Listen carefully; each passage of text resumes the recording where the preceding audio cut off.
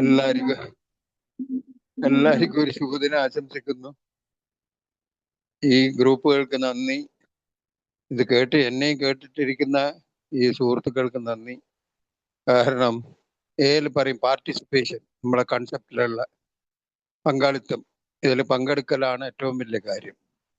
അത് ഓരോരുത്തരും അവരവർക്ക് വേണ്ടി, സുരേഷ് പറയുന്നതുകൊണ്ടൊന്നല്ല, ഇത് റെഗുലറായിട്ട് ഇവർ നടത്തുന്നതാണ്. ഇവർക്ക് എപ്പോഴും തെറ്റ് പറ്റുമ്പോൾ എന്നെ പോലത്തെ ആൾക്കാരെ വിളിക്കുന്നതാണ്. ഏതായാലും ഇന്നത്തെ വിഷയം എനിക്ക് നല്ലോണം എന്താ പറയാ, ഗ്രഹസ്ഥ്യമായ നല്ലൊരു സബ്ജക്റ്റാണ്. അടിതട്ടൽ, റോക്ക് ബോട്ടം. റോക്ക് ബോട്ടം എന്ന് പറയുമ്പം ഹിറ്റിംഗ് ദ ബോട്ടം അങ്ങനെയെല്ലാം പറയും. ആരും ഏരിയക്ക് വന്ന ആരും ഇത് തട്ടാതെ ഇങ്ങോട്ടേക്ക് കയറി വരുന്ന എനിക്ക് തോന്നുന്നില്ല, വന്നിട്ടും ഉണ്ടാവില്ല. കാരണം നമ്മളൊരു സുഹൃത്തെല്ലാം പറയും ഓൺലൈനിൽ തന്നെ, ഇതൊരു അവസാന വണ്ടിയാണ്, അല്ലെങ്കിൽ ഫസ്റ്റ് ക്യാച്ച് ബെസ്റ്റ് ക്യാച്ച് എന്നെല്ലാം പറയും. അവസാന വണ്ടി തന്നെയാ. ദൈവം എല്ലാ പരീക്ഷണങ്ങളെല്ലാം കഴിഞ്ഞിട്ട് അവസാനം ഫോറിൻ കൺട്രീസിലെല്ലാം ചോദിക്കുന്നവർക്ക് എന്തെങ്കിലും ബാക്കി എന്തെങ്കിലും ഉണ്ടെങ്കിൽ അതും കൂടെ കുറിച്ചിട്ട് വന്നോ എങ്കില്. പക്ഷെ മദ്യം നിർത്തണം എന്നുള്ള ആഗ്രഹം മാത്രമാണ് ചേരുവാനുള്ള ഒരേ ഒരു യോഗ്യത. അത് രണ്ട് മഹാന്മാര്, അത് തന്നെ ദൈവം തന്നെ അങ്ങനെ പറയിച്ചുകൊണ്ട് മാത്രം ഞാനെല്ലാം രക്ഷപ്പെട്ട് വന്നുപോയുണ്ട്. അതിൻ്റെ ഇടയിൽ ഈ 12 പടികളുണ്ട്, പാരമ്പര്യമുണ്ട്, അല്ലെങ്കിൽ ഒരു സ്പോൺസർ ഉണ്ട്. ഇവരിങ്ങനെ 7:30 മുതൽ എപ്പോഴും മീറ്റിങ്ങിന് വരണം, ഇവിടെ നിരന്തരം ഇരിക്കണം, അങ്ങനെയെല്ലാം പറഞ്ഞിട്ടുണ്ടെങ്കിൽ ഞാൻ പെട്ടെന്ന് തിരിച്ചു പോവാന്നുള്ള രീതിയിൽ വന്ന ആളാ. അടിതട്ടലിന് മുമ്പേ എൻ്റെ ഒരു പഴമക്കാരൻ ഒരാൾ, അയാൾ ഈ ഡിപ്പാർട്ട്മെന്റിലെല്ലാം ചെന്നൈയിലുള്ള ആള്, പ്രോഗ്രാം ചെയ്യുന്ന ആളാ പറ്റി, പോലീസ്, ഫയർഫോഴ്സ്. അവരെ കൂടെ ഞങ്ങൾ 2-3 ആൾക്കാർ എപ്പോഴും ഈ അനുഭവങ്ങൾ പറയാൻ വേണ്ടി പോകും. അദ്ദേഹം എയുടെ കംപ്ലീറ്റ് സ്ട്രക്ചർ എങ്ങനെയാണ്, എന്തെല്ലാമാണ് എയിൽ വന്നു കഴിഞ്ഞാൽ മാറ്റം വരുത്തേണ്ടത്, ആ പ്രോഗ്രാം ബേസ്ഡ് ആയിട്ട് അദ്ദേഹം സംസാരിക്കും. പക്ഷെ അതിനു മുമ്പേ 2 ഷെയറിങ്ങിന് വേണ്ടി ഈ എന്താ പറയാ, ബയോളജി അല്ലെങ്കിൽ മെഡിക്കൽ കോളേജിൽ ഈ സ്കെൽട്ടൻ തൂക്കുന്ന പോലെ എന്നെ പോലത്തെ ആൾക്കാരെ 2 ആളെ കൂട്ടിയിട്ട് പോകും. അപ്പൊ അദ്ദേഹം പ്രോഗ്രാം സ്റ്റാർട്ട് ചെയ്യുന്നതിനെക്കാട്ടി മുമ്പ് ചോദിക്കുന്ന ഒരു $1 ബില്യൺ ക്വസ്റ്റ്യൻ ഉണ്ട്. നമുക്കെല്ലാം അത് അപ്ലിക്കബിളാ.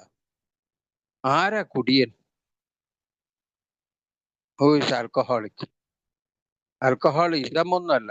ഈ കുടിയെന്ന് സമുദായം വിളിച്ചറിയിക്കുന്നത് ആളാ.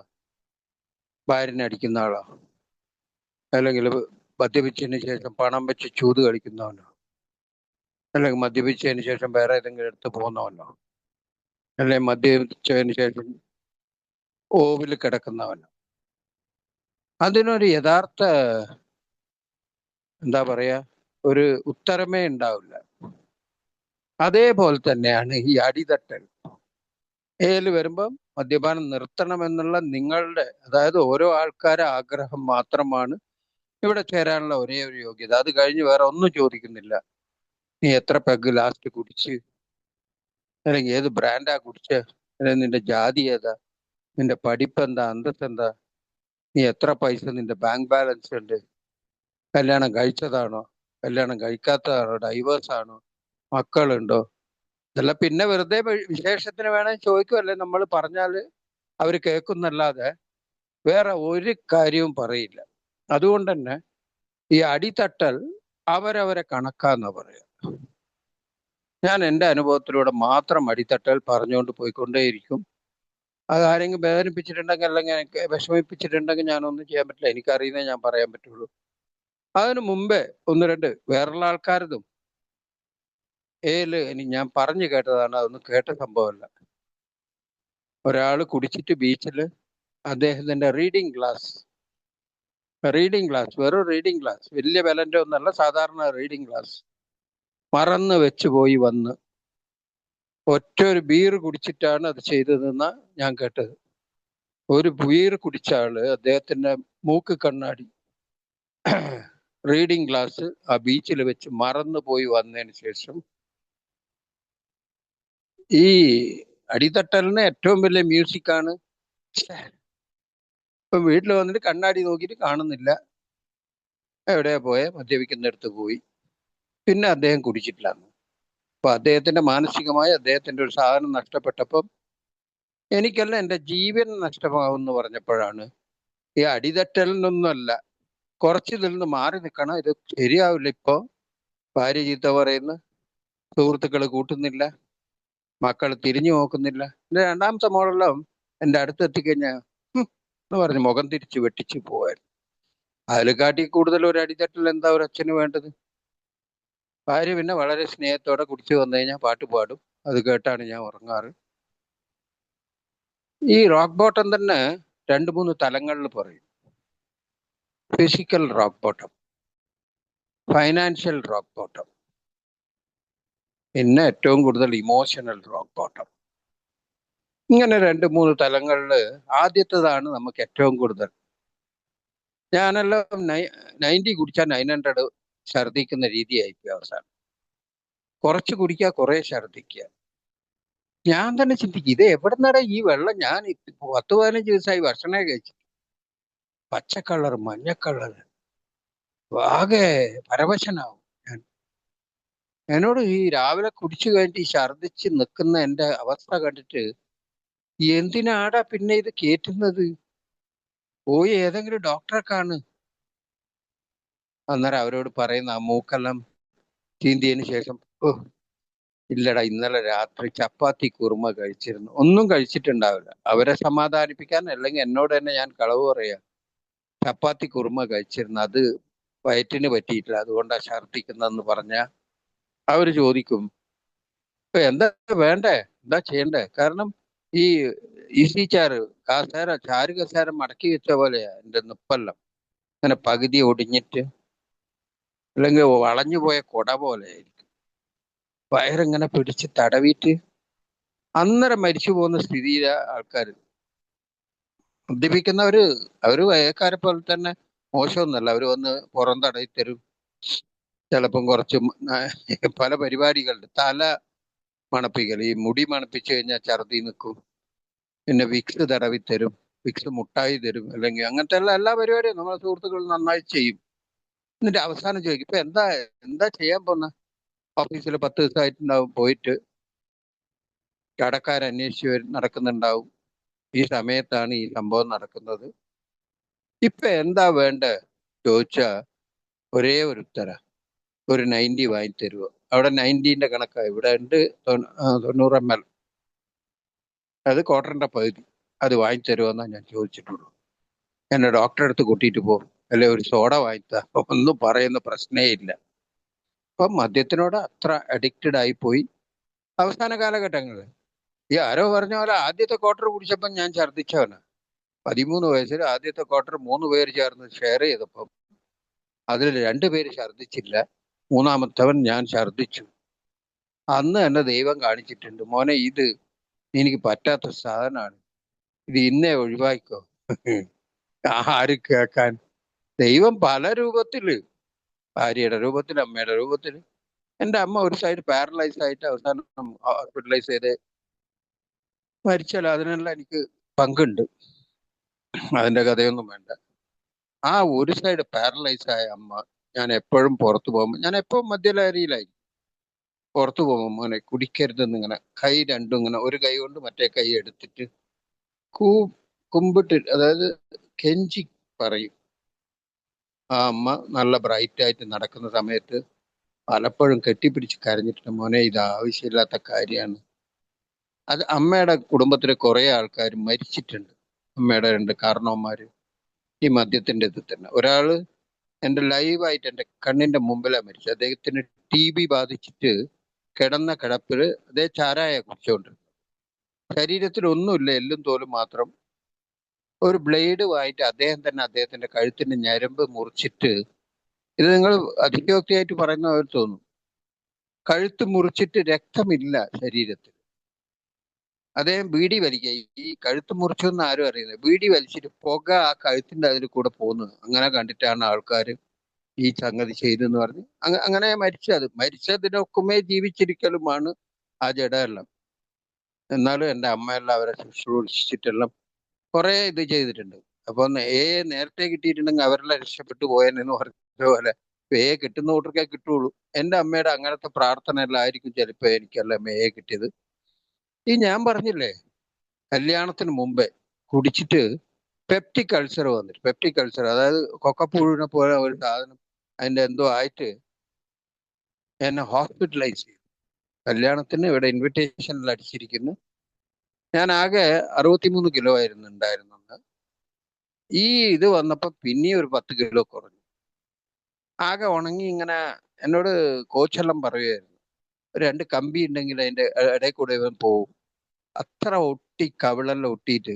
എന്റെ കല്യാണ ഫോട്ടോകൾ ഇപ്പൊ കണ്ടു കഴിഞ്ഞാൽ എന്റെ മക്കള് ചോദിക്കും എന്റെ ഭാര്യനോട്, എന്താ അമ്മ, അമ്മ കണ്ണ് തുറന്ന് നോക്കിയിട്ടില്ല ഇയാളാ ഭർത്താവ്, അല്ല ഇയാളാ കല്യാണം കഴിക്കാൻ പോകുന്നതെന്ന്? വേണ്ടാന്ന് അന്നേരേ പറഞ്ഞുകൂടായിരുന്നു.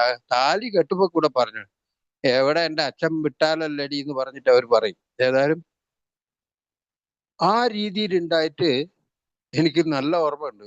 നെയ്വേലിയിലെ ഒരു GH ഞാൻ ഒറ്റക്ക് ബാച്ചിലർ ആണല്ലോ, കിടക്കുന്ന അൾസർ വന്നിട്ട് എന്റെ വായി എല്ലാം തുറന്നു കഴിഞ്ഞാൽ ആ അൾസറിന്റെ കുടലിന്റെ ആ നാറ്റം കൊണ്ട് വായിൽ പുണ്ണു വന്നിട്ട് സ്മെല്ലടിക്കും. അങ്ങനത്തെ രീതിയിലായിട്ട് പോലും ഈ മദ്യം വേണ്ടാന്ന് ഞാൻ ഒഴിവാക്കിയിട്ടില്ല. അപ്പൊ ഈ അടിതട്ടൽ, റോക്ക് ബോട്ടം എന്നെല്ലാം പറയുമ്പം ഇതെല്ലാം ദൈവം കാണിക്കുന്ന ഒരു സിംറ്റാ ചില രോഗങ്ങൾക്കെല്ലാം. അപ്പൊ ഇത് വേണ്ടാന്ന് ഒഴിവാക്കാൻ വേണ്ടിയിട്ട് പറയിക്കാനാണ് ഇങ്ങനത്തെ കഷ്ടങ്ങളും വേദനയും എല്ലാം തരുന്നത്. എന്നാൽ ഇതെല്ലാം നന്നാകാൻ വേണ്ടി എനിക്ക് ഒരു പെഗ് കുടിച്ചാൽ ശരിയാവുന്നു. ഹോസ്പിറ്റലിൽ ജെലുസിൽ തരുന്നു, പല മെഡിസിൻസും തരുന്നു. അത് കഴിഞ്ഞ് ഒരു 6 മാസം നിർത്തി. കാരണം കല്യാണത്തിന് ഞാൻ എൻ്റെ കോച്ചിന് ഇൻവിറ്റേഷൻ കൊടുത്തപ്പോൾ അദ്ദേഹം ചോദിച്ചൊരു ചോദ്യമുണ്ട്. ഇൻവിറ്റേഷൻ കൊടുക്കുക കല്യാണത്തിന്, അദ്ദേഹത്തിന്റെ നാട്ടുകാരി തന്നെയാണ് കല്യാണം കഴിക്കാൻ പോകുന്നത്. അതുകൊണ്ട് തന്നെ നല്ലൊരു ചോദ്യമായിരുന്നു അത്. അത് ശരിക്കും കൈക്കൊണ്ടിട്ടുണ്ടെങ്കിൽ ആ ഒരു ഭാര്യയും കുട്ടികളും കഷ്ടപ്പെടില്ലായിരുന്നു. എനിക്ക് ഈ തീരുമാനം ഒന്നുകൂടി മാറ്റിക്കൂടെ? കല്യാണം ഇൻവിറ്റേഷൻ കൊടുക്കുക. അദ്ദേഹത്തിന് എന്നെ കുറിച്ച് നന്നായി മനസ്സിലായിട്ടുണ്ട്, എനിക്ക് മാത്രമേ എന്നെ കുറിച്ച് മനസ്സിലാകാതായിട്ടുണ്ടായിട്ടുള്ളൂ. എനിക്ക് ഈ തീരുമാനം ഒന്നുകൂടി മാറ്റിക്കൂടെ? ഒരു പെൺകുട്ടിയുടെ ജീവൻ കളയണമെന്ന് ചോദിച്ചു. പച്ചയായിട്ടാ ചോദിച്ചത്. തമിഴ്നാട്ടിലാണെങ്കിലും അദ്ദേഹം ഒരു മലയാളിയാണ്, കൊച്ചു. അദ്ദേഹം ചോദിച്ചത് അച്ചിട്ട പോലെ അതേപോലെ നടക്കുകയും ചെയ്തു. ഇന്ന് എൻ്റെ കൂടെ ജീവനോടെ ആ ജീവൻ ഉണ്ട് ആ ഭാര്യ എന്ന് പറയുന്നത്. അവർക്കെല്ലാം ശരിക്കും പറഞ്ഞു കഴിഞ്ഞാൽ അവാർഡ് കൊടുക്കും. കാരണം ഇന്നും എന്നോട് ചോദിച്ചിരുന്നു, ഞാനെന്താ നിങ്ങളെ അമ്മയാ ഇങ്ങനെ താലോലിക്കാൻ? കാരണം പെറ്റ കടത്തിന് അമ്മമാര് നോക്കിയാവും, വേറെ വഴിയില്ല. അതുകൊണ്ട് തന്നെ എൻ്റെ അമ്മ എൻ്റെ ഭാര്യനോട് പറഞ്ഞ ഒരു വാക്ക് ഞാൻ എപ്പോ ഇവിടെ റിപ്പീറ്റ് ചെയ്യുന്നു, അവൻ കുറച്ചധികം കുടിക്കും, ബാക്കിയല്ല അവൻ നല്ലവനാന്ന്. ഭാര്യനോട് എൻ്റെ ഭാര്യ പറഞ്ഞൊരു വാക്കുണ്ട്, കുടിച്ചിട്ട് വന്ന് നിങ്ങളെപ്പോലും ഞാൻ കൊല്ലണം എന്ന് വിചാരിച്ചിരുന്നില്ല, പക്ഷെ നിങ്ങളെ നല്ലവനാന്ന് പറഞ്ഞ് നിങ്ങളെ അമ്മനെ കൊല്ലണം എന്നാവും. അപ്പൊ അത്രത്തോളം അവള് അനുഭവിച്ചിരുന്നു. അതുകൊണ്ട് അതൊന്നും പറയുന്നതല്ല, ഒരു തെറ്റുമില്ല. ഭാഗ്യം കൊല്ലാനൊന്നും ഇപ്പോഴുള്ള ഈ TV-യിലെല്ലാം കാണുന്ന ടെക്നിക്കൊന്നും ഒന്നും അറിയാത്തതുകൊണ്ടാ, അല്ലെങ്കിൽ പാവം തോന്നിയിട്ട് വിട്ടതാണോ? ചില സോഫ്റ്റ് കോർണറിൽ ഈ ആൽക്കഹോളിക്കിന്റെ ഭയങ്കര ആക്ടിങ്ങിൽ കെണിഞ്ഞു പോകും. എന്റെ ഭാര്യ പറയും പലപ്പോഴും നിങ്ങളെ പ്രകടനത്തില്. അപ്പോ ഇനി ഒരു റോക്ക് ബോട്ടവും കൂടെ പറഞ്ഞിട്ട് നമുക്ക് ഇതിന്റെ വേറൊരു വശങ്ങളിലേക്കെല്ലാം കിടക്കാം. ഇത് എന്തുകൊണ്ടാണ് ഈ രോഗത്തിന്റെ? ഇപ്പൊ എന്റെ ശാരീരിക അസ്വസ്ഥതയെല്ലാം ഇങ്ങനെ ആയിട്ട് പോലും ഞാൻ മദ്യം നിർത്താൻ തയ്യാറായില്ല. സാമ്പത്തിക പരാധീനത അത് വേറൊരു ഇത്. ശരിക്കും ഞാൻ അല്ലെങ്കിൽ ഈ എത്തിപ്പെടാൻ, അല്ലെങ്കിൽ മദ്യം നിർത്താനുള്ള ഒരു തീരുമാനം, ട്രീറ്റ്മെന്റിന് പോകാൻ സ്വീകരിക്കാനുള്ള 2 കാരണം: ഒന്ന് മരണഭയം, രണ്ടാമത്തത് പൈസ ഇല്ല. ഈ ശാരീരിക അസ്വസ്ഥയെല്ലാം കുറച്ച് 2 പെഗ് ഛർദ്ദിച്ചു കഴിഞ്ഞാൽ 3-ാമത്തെ പെഗ് നിൽക്കും, പിന്നെ അന്ന് വൈകുന്നേരം വരെ കുടിക്കാം, അത് പ്രശ്നമില്ല. എന്തിനേറെ പറയുന്നു, അവസാനത്തെ ഒരു 10,000 ഉറുപ്പ്യ ATM-ൽ എങ്ങനെയോ കെണിഞ്ഞു പോയത് എടുത്തിട്ട് എൻ്റെ ഭാര്യയും ഞാനും ട്രീറ്റ്മെന്റിലേക്ക് പോകുന്നത് 2007 ജൂലൈയിൽ. അന്ന് എൻ്റെ ഭാര്യനോട് ഞാൻ ചോദിച്ചതാണ്, ഏതായാലും കുടി നിർത്താൻ പോവല്ലേ, എനിക്കൊരു ക്വാർട്ടർ അടിക്കണം, പൈസ കൊടുക്കും. എൻ്റെ ഭാര്യ ആകെ വിറങ്ങലിച്ച് നിൽക്കുന്ന ഒരു സമയത്തായി ഈ ചോദ്യം. കാരണം ഈ 10,000 രൂപ എടുത്തിട്ട് ഞങ്ങൾ പുറപ്പെടുമ്പോൾ 10 ലക്ഷം ഉറുപ്പ്യ പുറത്ത് കട. 10,000 രൂപ കൊടുത്ത് ആരും വാങ്ങൂല. അങ്ങനത്തെ രീതിയിലുള്ള കടക്കാരുണ്ട്. അവിടെ നിന്നാണ് രക്ഷപ്പെട്ട് ഒരു ഫ്രണ്ട് കാറ് കൊണ്ടുവന്ന് അങ്ങനെ നേരെ ഞങ്ങളെ ട്രീറ്റ്മെന്റ്. ആ സമയത്ത് എന്നോട് ചോദിച്ചു എത്രയാ പൈസ ക്വാർട്ടറിന്. 300 രൂപ. 300 രൂപ വാങ്ങിച്ചിട്ട് ഒരു ക്വാർട്ടർ ബാർന്ന് തന്നെ അടിച്ചു. കാരണം അടിക്കുന്നെന്ന് പറഞ്ഞ അവസാന കാലഘട്ടങ്ങളിലും ഈ വെള്ളം അടിക്കുക എന്ന് പറഞ്ഞു കഴിഞ്ഞാൽ ഈ മൂക്കുപൊടി വലിക്കുന്ന കൂട്ടർ അല്ലെങ്കിൽ ഒരു സിഗരറ്റ് ഇങ്ങനെ വെറുതെ 2 പഫ് അടിക്കുക, ആ ഒരു രീതിയിലേ ഉള്ളൂ. എൻ്റെ ബോഡി കംപ്ലീറ്റ് പോയി. ഇത് മദ്യമെല്ലാം പോലും റിയാക്ട് ചെയ്യാത്ത ഇതായി പോയി. വെറുതെ എന്താ പറയാ, ഒരു ഫോർമാലിറ്റി. കുടിച്ചല്ലോ, 5 മിനിറ്റ് ഉണ്ടാവും അതിന്റെ ഒരു ചെറിയൊരു തരിപ്പ് പോലെ, അല്ലെ ഉറക്കം വരുന്ന പോലെ, അല്ലെങ്കിൽ ഒരു മയക്കം, പിന്നെ തീർന്നു. അപ്പൊ ക്വാർട്ടർ അടിച്ച് വേറൊരു ക്വാർട്ടർ അവളെ കയ്യിൽ ഇങ്ങനെ പിടിച്ചിട്ട് അവളെ അടുത്ത് ഉച്ചക്ക് പോകുമ്പോ അടിക്കാന്നും പറഞ്ഞു. അത് യാത്ര പോകുമ്പോ വേറൊരു ക്വാർട്ടർ മറച്ചു വെച്ചു. അങ്ങനെ ഉച്ചക്ക് ചോറ് തിന്നുമ്പോ ആ ഒരു ക്വാർട്ടറും കൂടെ അടിച്ച്, വൈകുന്നേരത്തെ ആ ഒരു ക്വാർട്ടർ മറച്ചു വെച്ച ക്വാർട്ടർ അവസാനത്തെ കുടി എൻ്റെ ബാത്റൂം മഗ്ഗിലാണ് ഞാൻ എടുത്ത് കുടിച്ചിട്ട് ആ ബസ്സിന് കയറി മാഹിയിൽ വന്ന് അവിടുന്ന് ഞാൻ എൻ്റെ പ്രയാണം ഏരിയയിലേക്കുള്ള പിന്നെ അവിടുന്ന് തിരിച്ചു വന്നിട്ട് തുടങ്ങിയത്. ഇത്രയും വേസ്റ്റ് കണ്ടീഷനിലായിട്ടും കോയമ്പത്തൂർ ഒരു ബസ് ബ്രേക്ക് ഡൗൺ ആയപ്പോ അതാ പറയാ, ദൈവം ഈ ഇതിലേക്ക് വരുന്നതിനെക്കാട്ടി മുമ്പ് ഭയങ്കര ടെസ്റ്റ് എല്ലാം വെക്കുന്നു പറയും. നീ സിൻസിയർ ആണോ? ട്രീറ്റ്മെന്റ് സെന്ററിൽ പോയി മെമ്പറെ സപ്പോർട്ടോടെയാണ് ആ ട്രീറ്റ്മെന്റ് സെന്ററിലേക്ക് പോകുന്നത്. കാരണം അവിടെ ഒരു നന്നായിട്ട് ഡീറ്റെയിൽഡ് ആയിട്ട് ചെയ്യുന്ന ഒരു പ്രോഗ്രാമുള്ള ഒരു ട്രീറ്റ്മെന്റ് സെന്ററാണ്. അവിടത്തേക്ക് പോകുമ്പോൾ അവിടുത്തെ സിസ്റ്റർ എന്നോട് ചോദിച്ചേ, മദ്യപാനം നിർത്തണം എന്ന് ആഗ്രഹമുണ്ടോ? ഓ ഭയങ്കര തല ആട്ടണം, വെള്ളം അടിച്ച പോലെ. എൻ്റെ അടുത്ത് ഭാര്യയും ചെറിയ മോളും നിൽക്കുന്നുണ്ട്. എന്നോട് ചോദിച്ചാൽ ആർക്ക് വേണ്ടിയാ മദ്യം നിർത്തുന്നത്? എനിക്ക് നീ സംശയം ഞാൻ ഒറ്റ കാണിക്കല്ല, എൻ്റെ ഭാര്യനെയും മോളെയും കാണിച്ചിട്ട് ഇവർക്ക് വേണ്ടിയാണോ? അപ്പൊ തന്നെ അവർ പറഞ്ഞ് ഇയാളെ തിരിച്ച് കൂട്ടിക്കൊണ്ടുപോയിക്കോ, ഇയാൾ ശരിയാവില്ല, നിങ്ങൾക്ക് വേണ്ടിയാ മദ്യം നിർത്തുന്ന, തിരിച്ചു പോയി കഴിഞ്ഞാൽ ഇയാൾ കുടിക്കും. അപ്പൊ ഇത് കഷ്ടപ്പെട്ട് വന്നല്ലേ. നെയ്വേലിന്ന് കേരള അവളെ അച്ഛനോടെല്ലാം കളവ് പറഞ്ഞ് വീണ്ടും നെയ്വേലിക്ക് പോവാന്ന് പറഞ്ഞിട്ടാണ് ഈ അതിന് കാരണമുണ്ട്.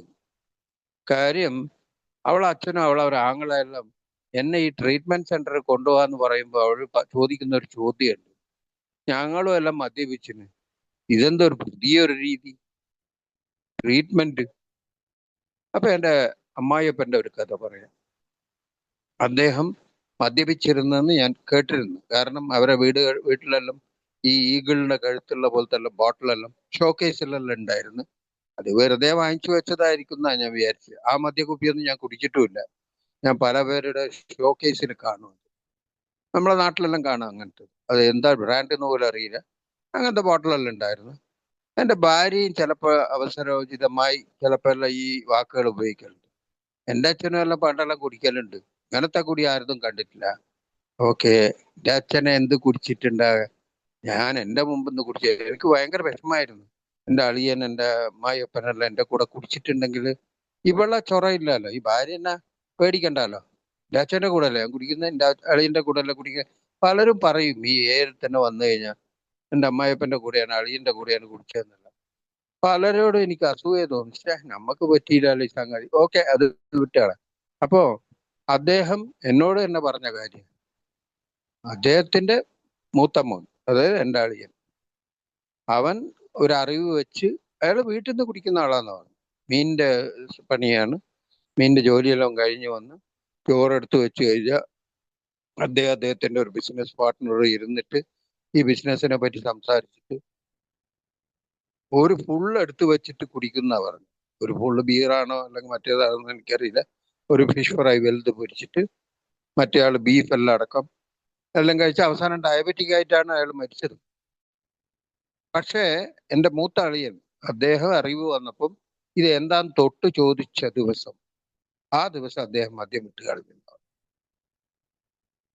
ഇത് എന്താ അച്ഛാന്ന് ചോദിച്ചപ്പം വിട്ട് കളഞ്ഞു. ദൈവാനുഗ്രഹം. അദ്ദേഹം ഒരു ആൽക്കഹോളിക് ആകാതെ അദ്ദേഹം പിന്നെ ബീഡി സിഗരറ്റ് മറ്റേതെല്ലാം ഉണ്ടായിരുന്നു. അതെല്ലാം അല്ലെങ്കിൽ വേറെ ഏതെങ്കിലും ടൂറിന് പോയി കുടിക്കുകയോ അല്ലെങ്കിൽ അതൊന്നും ഇതല്ല. പക്ഷെ ഞാൻ അദ്ദേഹം കുടിക്കുന്ന കണ്ടിട്ടേ ഇല്ല. പക്ഷെ അദ്ദേഹം ഈ ഇമോഷണൽ റോക്ക് ബോട്ടം പറഞ്ഞില്ലേ, അദ്ദേഹത്തിന്റെ മോളെ കല്യാണം കഴിച്ചതിന് ശേഷം എൻ്റെ മോളെ ഒരു ബർത്ത്ഡേക്ക്, എനിക്ക് മോളുണ്ടായിട്ട് ഞാനൊരു 10-60 പേരെയും കൊണ്ട് ആ വീട്ടിൽ ചെന്നപ്പം എൻ്റെ അടുത്ത് കൈ തന്നിട്ട് ഒരു വാക്ക് പറഞ്ഞു. എനിക്ക് ഭയങ്കര സന്തോഷമായി മോനെ, എൻ്റെ മോളെ നല്ലൊരു കുടിയനാ കൊടുത്തത്. ഹൃദയം പൊട്ടിയിട്ടായിരുന്നു ആ വാക്ക്. കാരണം ആ സമയമാകുമ്പോക്ക് എൻ്റെ ഭാര്യന്റെ സ്വർണ്ണം എല്ലാം പോയിരുന്നു. ഇതിന്റെ പ്രശ്നം എന്താണെന്നറിയോ? എന്നാ പിന്നെ എന്നെ ഒരു അടിയടിച്ചിട്ട് എന്നോട് ഇറങ്ങിപ്പോടാ പുറത്ത്, ഇനി മുതൽ എൻ്റെ മോളെയും പറഞ്ഞിട്ട് ഇങ്ങോട്ടേക്ക് വരരുത് എന്ന് പറഞ്ഞിട്ടുണ്ട്. എൻ്റെ അളിയൻ പറഞ്ഞെന്നാ പറഞ്ഞു, ചെറിയ അളിയൻ. അവരെ തിരിച്ച് ഇങ്ങോട്ടേക്ക് കൂട്ടിക്കൊണ്ടുവന്ന് വെച്ചാൽ നമുക്ക് ഇവിടുന്ന് ചോറ് കൊടുക്കാം, ഭാര്യക്കും 2 മക്കൾക്കും. അപ്പൊ എൻ്റെ ഭാര്യ പറഞ്ഞെന്ന് പറഞ്ഞു, വേണ്ട വേണ്ട, അദ്ദേഹം ശരിയാവുന്ന, അതാ പറഞ്ഞത്, കഷ്ടത്തില് ഈ കുടിക്കുന്നത് ചെയ്യുന്നല്ല ഞാൻ, പക്ഷെ കേൾക്കുന്ന പേരും ചീത്തയല്ല അവര്. അപ്പൊ അതിനെക്കാട്ടി ഒരു വേർഡ് പറയാൻ പറ്റില്ല. കാരണം അദ്ദേഹം പറഞ്ഞൊരു വാക്കുണ്ട്, ആ ബീച്ചിൽ ഏറ്റവും കൂടുതൽ ഒരു കുടിക്കുന്ന ആള് എൻ്റെ അമ്മായിപ്പൻ്റെ ഫ്രണ്ടായിരുന്നു.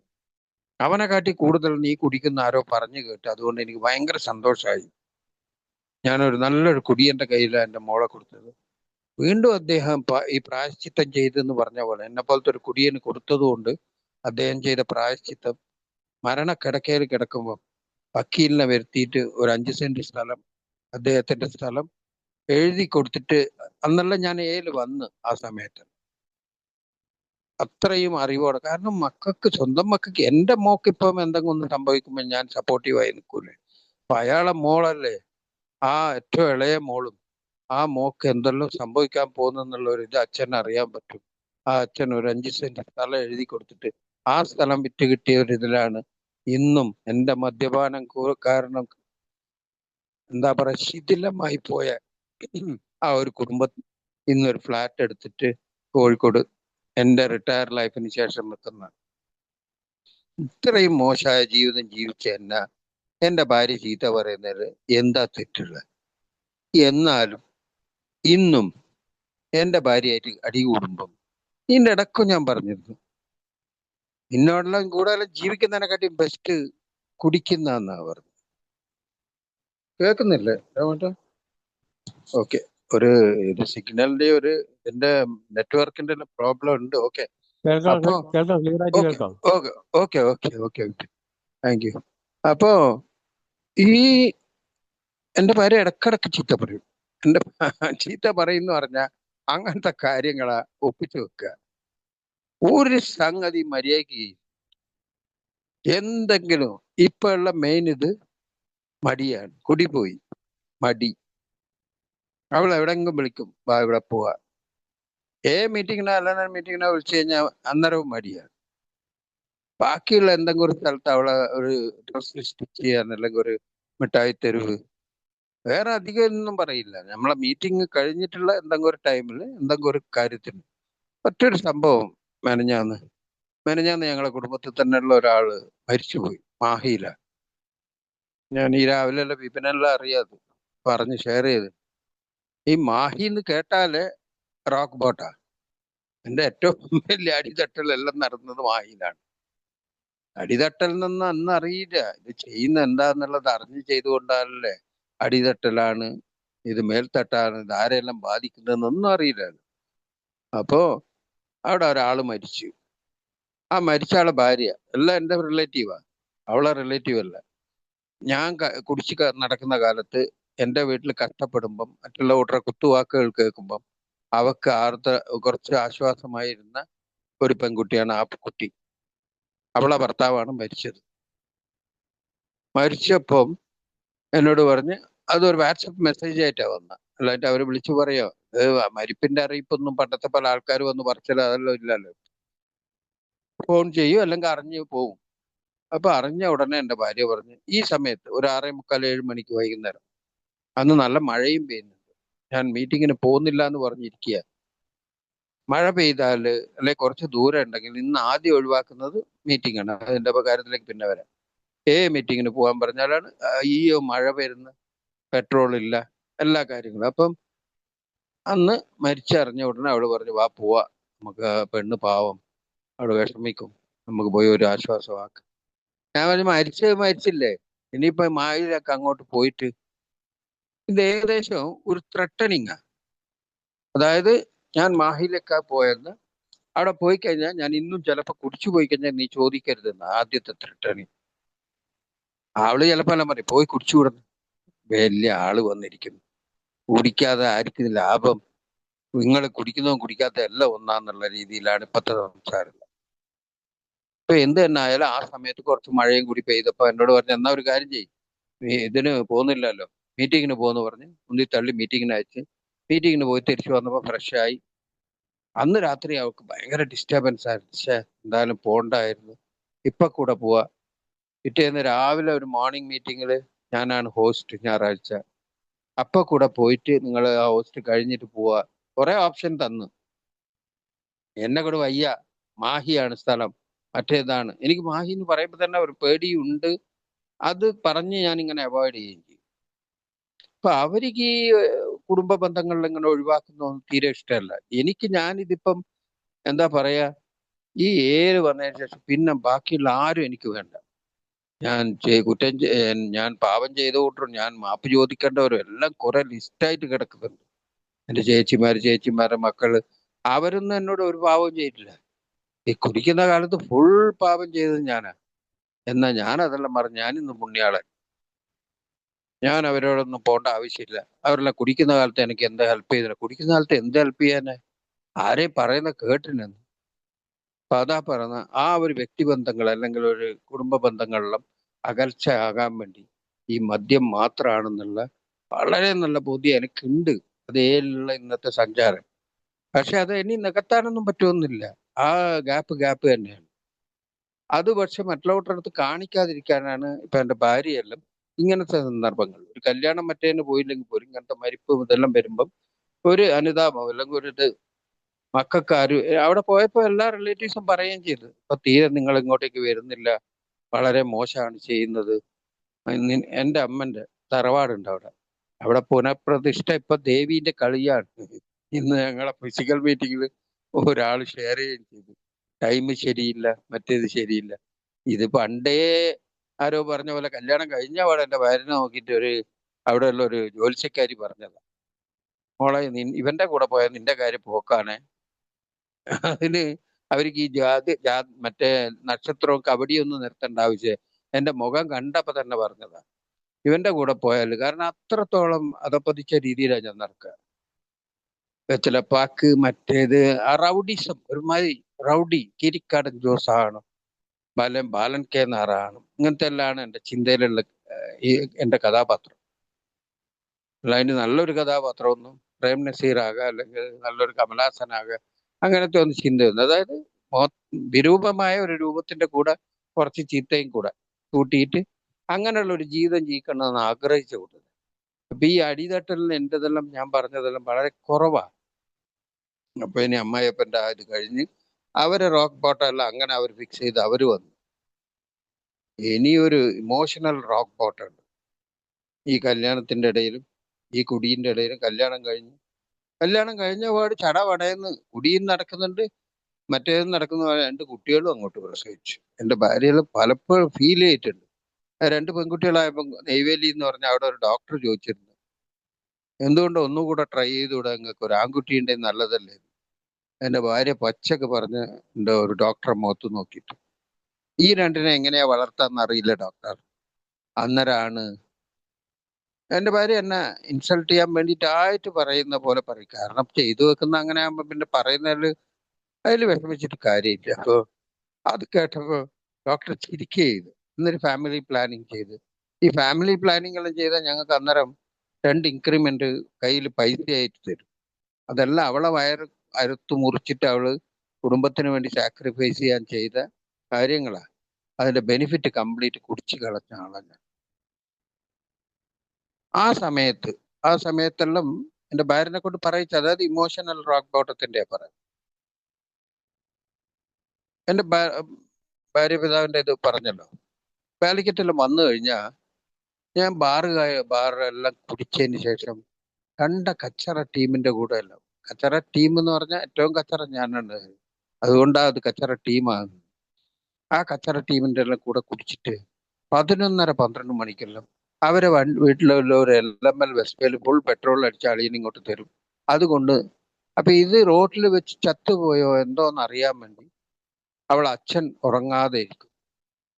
അവൾ അച്ഛൻ അവരുടെ വീട്ടിലൊരു നായിയുണ്ട്. അതിന്റെ ഗേറ്റ് തുറന്നു വിടും. അതായത് 9 മണി 10 മണിക്കകം നായിനെ അഴിച്ചു വിടും. അത് നായി വന്നു കഴിഞ്ഞാൽ കള്ളൻ ഉള്ളിൽ വരുമ്പം വിടൂലല്ലോ. അപ്പൊ എന്റെ മേത്തിങ്ങനെ അത് കയറി നിൽക്കും. എന്റെ അളിയനോ അല്ലെങ്കിൽ അവളെ അച്ഛനോ വന്നു അതിന്റെ പേര് വിളിച്ചോണ്ട് അത് ഓടിപ്പോയി ഇല്ലാക്കും. അത്ര അനുസരണ ഉണ്ട് അതിന്. ഈ കള്ളനുള്ളിൽ പോരുതെന്ന് മാത്രമേ ഉള്ളൂ. ഇപ്പൊ എന്റെ ഭാര്യ 2 മക്കളും ഉണ്ടാവുമ്പോ അവർ വെക്കേഷന് വന്ന സമയം, ഈ സമയങ്ങളിൽ മെയ് ജൂൺ, അച്ഛൻ ഉറങ്ങാതിരിക്കുമ്പോ അവക്ക് ഉറങ്ങാൻ പറ്റും. എന്നെ വെയിറ്റ് ചെയ്യുന്ന ഈ പുതിയാപ്പിള കുടിച്ച് ഇവിടെ അർമാദിച്ച് അവരെ പൈസയും കൊണ്ടുപോയിട്ട് ഫുൾ അർമാദ ടൗണിൽ അവരെ കളിയാക്കി ചിരിച്ചുകൊണ്ടാ കുടിക്കുന്നത്. എന്റെ അമ്മായിയപ്പന് അറിവില്ല, എന്റെ ഭാര്യ പൊട്ടത്തിയാണ്, ഞാനാണ് യഥാർത്ഥ പൊട്ടനാണെന്ന്, ഞാനാണ് മനുഷ്യനല്ലാതെ ഇങ്ങനത്തെ ചെയ്കൾ ചെയ്തെന്ന് ഇന്ന് എനിക്ക് വന്നതിന് ശേഷം മനസ്സിലാകുന്നുണ്ട്. അല്ലെങ്കിൽ ഒരു വ്യസനം തോന്നുന്നു.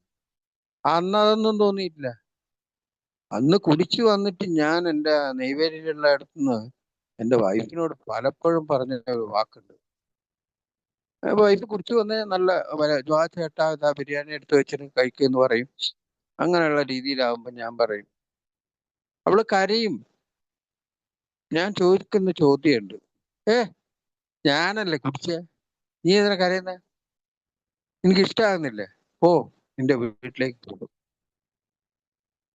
അന്നേരമാണ് അവക്ക് ഈ ഇതുമാതിരിയാ വരാ.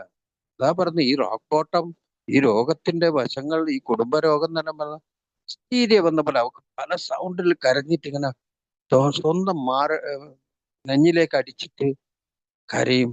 അല്ലെ മുടിയെല്ലാം ഇങ്ങനെ പിച്ച് ചീന്തിട്ട് ഒരുമാതിരി സൗണ്ടെല്ലാം ഉണ്ടാക്കും. എൻ്റെ മക്കൾ എഴുന്നേറ്റിട്ട് അവരും കരയും. ഇത് നിങ്ങളെ കരച്ചിൽ കേൾക്കാനോ അല്ലെ നിങ്ങളോട് സെന്റിമെന്റോ, അയ്യോ പാവം സുരേഷ് ചേട്ടൻ എന്ന് പറയാനുണ്ട്. ഇത് ഞാൻ ചെയ്ത കാര്യങ്ങൾ പച്ചയായി വന്നുകൊണ്ട് മാത്രം നിങ്ങളോട് ആ റോക്ക് ബോട്ടത്തിന്റെ വിവരിക്കുക.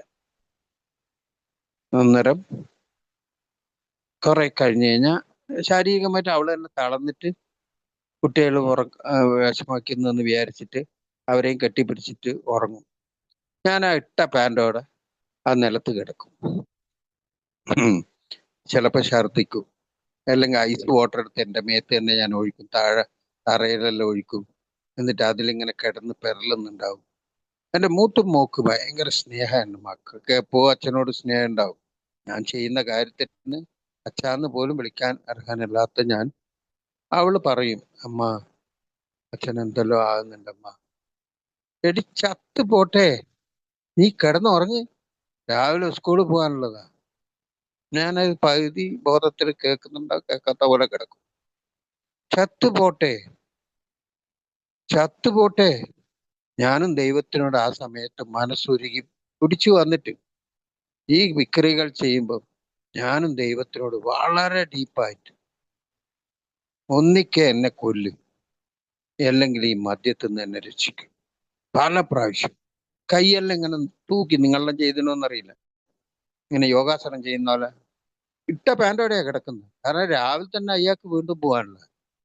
അപ്പൊ 11:30 ദൈവത്തിനോട് പ്രാർത്ഥിക്കുക, ഒന്നിക്ക എന്നെ കൊന്നുകള, എനിക്ക് ശക്തിയുണ്ടെങ്കിൽ, അല്ലെങ്കിൽ എന്നെ ഈ മദ്യത്തിൽ നിന്ന് മാറി നിൽക്കാൻ എന്നെ സഹായിക്കും. കുറച്ച് കഴിഞ്ഞാൽ ഉറങ്ങി. ദൈവം ഉറക്കി, ഞാൻ ഉറങ്ങി. ഇത്രയും പ്രശ്നങ്ങൾ നടന്നിരിക്കുന്നു. ചത്തുപോന്ന് ഭാര്യ പറയുന്നു, മകള് കരയുന്നു, രാവിലെ സ്കൂളിൽ പോകാനുള്ളതാണ്. ഞാൻ കുറെ ദിവസം ഓഫീസ് പോവാത്തതിന്റെ ഇതെല്ലാം അവിടുന്ന് വന്ന ആൾക്കാർ എൻ്റെ ഭാര്യനോടാ പറഞ്ഞു, നിങ്ങൾ ശരിയില്ലാതെയാണ് അവൻ മദ്യപിക്കാൻ പോകുന്നത്. നിങ്ങൾ കറക്റ്റായിട്ടാണെങ്കിൽ പിടിച്ചു വെച്ചിട്ട് അവന് 2 പൊട്ടിച്ചു കൊടുത്തിട്ട് ചീത്ത പറഞ്ഞു. ഇതെല്ലാം അവള് ശ്രമിക്കുന്നുണ്ട്, ഊട്ടിയിടുന്നുണ്ട്, പല വിധത്തിലും ത്രട്ടൺ ചെയ്യുന്നുണ്ട്. നിങ്ങൾ ഇനി കുടിച്ചു വന്നാൽ ഒരു ഏറ്റവും വലിയൊരു ഇമോഷൻ ബ്ലാക്ക് മെയിൽ എന്ന് പറയാ. അതായത് നമ്മളെ റോക്ക് ബോട്ടം ഒരു ദിവസം എന്നോട് പറഞ്ഞ്, ഇന്ന് നിങ്ങൾ മദ്യപിച്ചു വന്നിട്ടുണ്ടെങ്കിൽ ഞാനും എൻ്റെ മക്കളും മരിച്ചു കളയും, ഇതിൽ യാതൊരു സംശയമില്ല. നിങ്ങൾ വിചാരിക്കണ്ട എങ്ങനെ മരിക്കും എന്താന്ന്. എന്നോട് പറഞ്ഞതാ പച്ചക്ക്. എനിക്ക് എന്താ ചെയ്യേണ്ടതെന്ന് ഒന്നും മനസ്സിലാകുന്നില്ല. മരിച്ചു കളയുന്നാണ് ഭാര്യയും മക്കളും പറയുന്നത്. മക്കള് പറയുന്നില്ല, ഭാര്യ പറയുന്നു. എന്നാൽ ഇതൊന്നും ചാവൂല എന്നുള്ള ഒരു കോൺഫിഡൻസ് എൻ്റെ മനസ്സിലെപ്പോ ഉണ്ട്. അങ്ങനെ ഒരു 100 രൂപ അവളടുത്ത് തന്നെ, ഈ ഒരു 100 രൂപ പെട്രോൾ അടിക്കണം. അവൾ 100 രൂപ തന്നു. അവക്കൊരിത്, ഒരു എത്ര മോശം മനുഷ്യനാണെങ്കിൽ ആ മൃഗമായാലും അതിൻ്റെ ഉള്ളിൽ ഒരു ചെറിയൊരു ഈറക്കണി ഉണ്ടാവില്ലേ? അതുകൊണ്ട് തന്നെ അവൾ വിശ്വസിച്ച് 100 രൂപ തന്നയച്ചു. ഫുൾ മദ്യപിച്ചിട്ടാവും. എനിക്ക് 100 രൂപ കിട്ടിയാൽ മതി, സ്റ്റാർട്ടിങ്ങേ പ്രശ്നമുള്ളൂ, ബാക്കി ഞാൻ നോക്കിക്കോളൂ. കാരണം പിന്നെ ആൾക്കാർ വരും, പിന്നെ PF ഉണ്ട്, എനിക്ക് LIC ഉണ്ട്, നാളെ ലോൺ ഉണ്ട്, പല കളവും പറഞ്ഞ് എവിടുന്നാ പൈസ വരുന്നെന്ന്. നിന്റെ ബാലൻസ് പലപ്പോഴും ചോദിച്ചിട്ട് എല്ലാ മനുഷ്യ പോകുമ്പോ പൈസ ഇല്ല പൈസ ഇല്ല. ഈ ഇത്രയും കുടിച്ചിട്ട് വന്നിരിക്കുന്ന എന്റെ വണ്ടിക്ക് ഒരു ഇതുണ്ട്, 1/2 ലിറ്റർ പെട്രോൾ ഉണ്ടാവുള്ളൂ പോവാനും വരാനും. അന്നേരം എങ്ങനെങ്കിലും വീട്ടിലെത്തി. അങ്ങനെ അന്നും ഞാൻ മദ്യപിച്ചാണ് വന്നത്. ഇത് ഏറ്റവും റോക്ക് ബോട്ടത്തിന്റെ ഏറ്റവും ഡീപ്പസ്റ്റ് ഇതാ. വരുമ്പം വീടൊന്നും എന്താ പറയാ, അവള് ഉള്ളിന്ന് പൂട്ടിയാലും അത് തുറക്കണ്ട, ഇങ്ങനെ മറ്റേ ലോക്ക, അത് വലിച്ചു തുറക്കാനും തള്ളാനും എല്ലാം എനിക്കറിയാം. കയറി കിടന്നപ്പോ അവരെ ഡീപ്പ് സ്ലീപ്പാ, 2 മക്കളും ഭാര്യയും. ഞാൻ ചെയ്ത കാര്യം അറിഞ്ഞു കഴിഞ്ഞാൽ നിങ്ങളൊന്നും ഇനി മുതൽ ചിലപ്പോൾ പറയാനേ വിളിക്കൂല. ഉറങ്ങുന്ന ഭാര്യനെ എണീപ്പിച്ചിട്ട് ഞാൻ ചോദിച്ചതാ, ഞാൻ ഇന്ന് മദ്യപിച്ചാ വന്നത്, നീ മരിക്കുന്നില്ലേ എന്ന് ചോദിച്ചു. ഒരു മനുഷ്യനാണ് ഞാൻ. എന്റെ തൊണ്ടയിടുന്നത് എന്താ പറയാ, ഒരു പെണ്ണായ ഒരു അന്യ സംസ്ഥാനത്തേക്ക് കല്യാണം കഴിച്ചുകൊണ്ട് 2 പെൺകുട്ടികൾ അമ്മയായി നിൽക്കുന്ന ഒരു സ്ത്രീയോട് മദ്യപിച്ചു വന്നതിന് ശേഷം ഇന്ന് ഞാൻ മദ്യപിച്ചാ വന്നത്, നീ മരിക്കുന്നല്ലേ എന്ന് ചോദിച്ചാൽ അവൾ എന്ത് ഉത്തരം പറയാ? കരഞ്ഞ് അങ്ങനെ അവളും കിടന്ന് ഞാനും കിടന്ന് ഉറങ്ങിപ്പോയി. ഈ ചില സമയങ്ങളിൽ ആ സമയത്ത് ഇതിപ്പോ നിങ്ങളോട് ഈ സെക്സ് ആവശ്യപ്പെട്ടു, എത്ര മോശമായ ഒരു രീതിയാണ്. എന്റെ സ്മെല്ല് എനിക്കേ ഇഷ്ടപ്പെടാത്ത ഒരു സമയത്ത് അവളോട് സെക്സ് ആവശ്യം. എന്നാലും പണ്ടാര ഉണ്ണിയേട്ടാ, ഇനി രാവിലെ ഉണ്ണിയേട്ടാന്ന് പറഞ്ഞു, സുരേഷ് എന്ന പേരെങ്കിലും ഉണ്ണീന്ന എന്നെ പെറ്റ് വിളിക്കുക, അതുകൊണ്ട് ഉണ്ണിയേട്ടാ എന്നാ വിളിക്കുക. ഒരു മനുഷ്യജന്മം, ഒരു എന്താ പറയാ, ഒരു പിച്ചക്കാരിക്ക് കൊടുക്കുന്ന ഒരു അംഗീകാരം പോലും എൻ്റെ ഭാര്യക്കൊന്നും ഞാൻ കൊടുത്തു. എന്നിട്ടും അവൾ അതെല്ലാം ത്യജിച്ച് ത്യാഗം ചെയ്തിട്ട് തന്നെ എൻ്റെ കൂടെ ജീവിച്ചത്. നിങ്ങളെ സെന്റിമെന്റൽ പിടിച്ചു വിട്ടൊന്നല്ല, നിങ്ങളെല്ലാം ഇതെല്ലാം ചെയ്യാതിരിക്കട്ടെ, അല്ലെങ്കിൽ വീണ്ടും ഒരു അടിതട്ടൽ അല്ലെങ്കിൽ എന്തെങ്കിലും ആയിരിക്കും ഇല്ലാതിരിക്കട്ടെ എന്ന് ദൈവത്തിനോട് പ്രാർത്ഥിക്കുകയാണ്. അത് തന്നെയാണ് ഈ പ്രോഗ്രാമെല്ലാം കൂടെ കിട്ടിയിട്ട് എനിക്കെല്ലാം ഇന്നത്തെ DR, അത് അൺകണ്ടീഷണൽ ലവ് അല്ലെങ്കിൽ ഈ ഷെയറിങ്, ഇത് ചെയ്തുകൊണ്ടെങ്കിലും ആരെങ്കിലും ഈ മദ്യത്തിൽ നിന്ന് ഇനിയെങ്കിലും ചെയ്യാതിരിക്കാനുള്ള ഒരു ഇത് വരട്ടെ. അപ്പൊ ഈ പറഞ്ഞ പോലെ രാവിലെ എണീച്ച ഉടനെ 8 മണിക്കാ ബാർ തുറക്കുക. ഈ സംഗതിയെല്ലാം കഴിഞ്ഞ് കിടക്കുന്ന ഞാൻ അവൾ എഴുന്നേക്കുന്നതിനെ കാട്ടി മുമ്പേ പൈസ ഉണ്ടെങ്കിൽ ഡ്രസ്സ് ചെയ്തിട്ട്, ഡ്രസ് ചെയ്യലില്ല, ആ ഇട്ട പാൻറ്റും ഏതെങ്കിലും അവിടെ തൂങ്ങുന്ന ഒരു ഷർട്ട് എടുത്തിട്ട് ഇട്ടിട്ട് ഈ വണ്ടി ഇറക്കല ഏറ്റവും വലിയ ഇത്. ഞങ്ങളെ റാമ്പ് കൂടെ, ക്വാർട്ടേഴ്സ് ആയിട്ട് റാമ്പ് കൂടെ കയറ്റിയിട്ട് ഈ മേലെ കയറ്റണം വണ്ടി. അത് താഴോട്ടേക്ക് ഇറക്കല് പുറത്ത് നിർത്തിയാൽ മതിയായിരുന്നു വണ്ടി പലപ്പോഴും. കാരണം വീണ്ടും രാവിലെ തന്നെ അയാൾക്ക് വൈൻ ഷോപ്പിലാ പണി. 8 മണിക്കാ വൈൻ ഷോപ്പ്, പ്രൈവറ്റ് വൈൻ ഷോപ്പാ. ഞാൻ പറഞ്ഞ കുറെ കാലം മുമ്പേ. തമിഴ്നാട്ടിൽ ഇപ്പം വന്നിട്ട് നമ്മളെ വിജയിച്ച ഉടനെ, ഇത് രാഷ്ട്രീയം പറയല്ല, ഒരു 717 ബാറുകൾ പൂട്ടി. ഇന്ന് കിട്ടിയ ഒരു ഫ്രഷ് ന്യൂസാ. ഞാൻ തമിഴ് ഓൺലൈൻ മീറ്റിങ്ങിലും ചിലപ്പം തിരുപ്പൂർ എന്ന് പറയുന്ന സ്ഥലം ഈ വീവിങ്ങും പല ചെറിയ ചെറിയ ഇൻഡസ്ട്രി ഏരിയ ഇതെല്ലാം നടത്തുന്നു. ഞാൻ പോയിട്ടുണ്ട് അവിടെ. പോയിട്ടുണ്ട്. ദൈവം അനുഗ്രഹിച്ചിട്ട് അവിടെയുള്ള മീറ്റിംഗ്സ് തുറക്കാനും ചില പ്രോഗ്രാമെല്ലാം ചെയ്യാനുള്ള ഭാഗ്യം എനിക്ക് ദൈവം തന്നിരുന്നു. എല്ലാ ഏക്ക് നന്ദി. അത് ഏർപ്പെടുത്തി കൊടുത്ത അതുകൊണ്ടല്ല ഞാനെല്ലാം ജീവിച്ചിരിക്കുന്നത്. അങ്ങനത്തെ ചില പുണ്യപ്രവൃത്തിയെല്ലാം ചെയ്യാൻ ഞാനും ഒരു ഭാഗമാണ്. ഇന്നത്തെ ലേറ്റസ്റ്റ് ന്യൂസ് പൂട്ടി, 34 ബാറുകൾ പൂട്ടി. അതിന്റെ റിസൾട്ട് എന്താണെന്നറിയോ? 1000 പേര് കുടി നിർത്തി എന്നല്ല, മറ്റുള്ള ബാറുകളിൽ തിരക്ക് കൂടി. അതുകൊണ്ട് തന്നെ ഞാനിതൊരു ഇൻഫർമേഷൻ ആയിട്ട് നിങ്ങൾക്ക് പാസ് ചെയ്യാം. എനിക്ക് ഏല് കിട്ടിയ പല ലോക രാജ്യങ്ങൾ, കാരണം മദ്യം ഉണ്ടാക്കുന്നുണ്ട്, വെക്കുന്നുണ്ട്, ആൾക്കാർ വിഷം വെക്കുന്നുണ്ട് പലയിടത്തും. എന്നാ പിന്നെ എന്നെ പോലത്തെ ആൾക്കാർ വിഷം വാങ്ങി കുടിച്ചൂടെ? ഞാനെല്ലാം ജീവിച്ചതിനെക്കാട്ടി വിഷം കുടിച്ച് മരിക്കുന്നതായിരുന്നു നല്ലത്. ഇന്നും ചിന്തിക്കുന്നുണ്ട്. അത്രത്തോളം അതപ്പതിച്ച ജീവിതത്തിന്റെ ഉടമയായിരുന്നു. പക്ഷെ എന്നെ ഇന്ന് മനുഷ്യനായിട്ട് ഒരു കുടുംബത്തിൽ എനിക്കും കഞ്ഞി കാച്ചി വെച്ചിട്ട് എന്നെ കാത്തു നിൽക്കുന്ന ഒരു ഭാര്യ, എന്നെ അച്ഛാന്ന് വിളിക്കാൻ വേണ്ടി എന്നെ അച്ചച്ച എന്ന്, അച്ചച്ച ബാഡ് എന്നാ പറയുന്നത് എൻ്റെ പേരക്കുട്ടി. അത് കാണാനുള്ള ഭാഗ്യം കിട്ടി.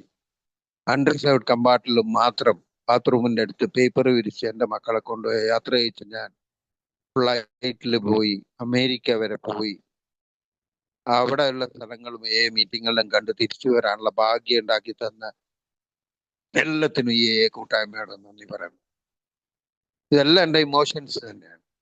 എൻ്റെ മക്കളെല്ലാം അത്രത്തോളം ദ്രോഹിച്ചിട്ട് എങ്കിലും ഞാൻ അതാ പറഞ്ഞ 2 അടി അടിച്ചിട്ട് ഒരു ഐസ്ക്രീം വാങ്ങിക്കൊടുത്താൽ ശരിയായ ആ രീതിയായിരുന്നു എൻ്റെ. ഞാനല്ല ഇവരെ പഠിപ്പിച്ച, ഞാനല്ല ഇവർക്ക് ഇത് ചെയ്തത്. എന്റെ ഭാര്യ പലപ്പോഴും പറഞ്ഞു, നിങ്ങളെ ഒരു ദൈവം ഞങ്ങൾക്ക് തേവയില്ല, ആവശ്യം തേവയില്ല എന്നുള്ള തമിഴ് വരുന്ന ഇമോഷൻ ആകുമ്പോൾ ഞങ്ങൾ ജീവിച്ചോളുമായിരുന്നു. എൻ്റെ അച്ഛൻ പൊന്നുണ്ടെങ്കിൽ അയാളെ മദ്യപിച്ചിരുന്നെന്ന് ഞാൻ പറഞ്ഞില്ലേ.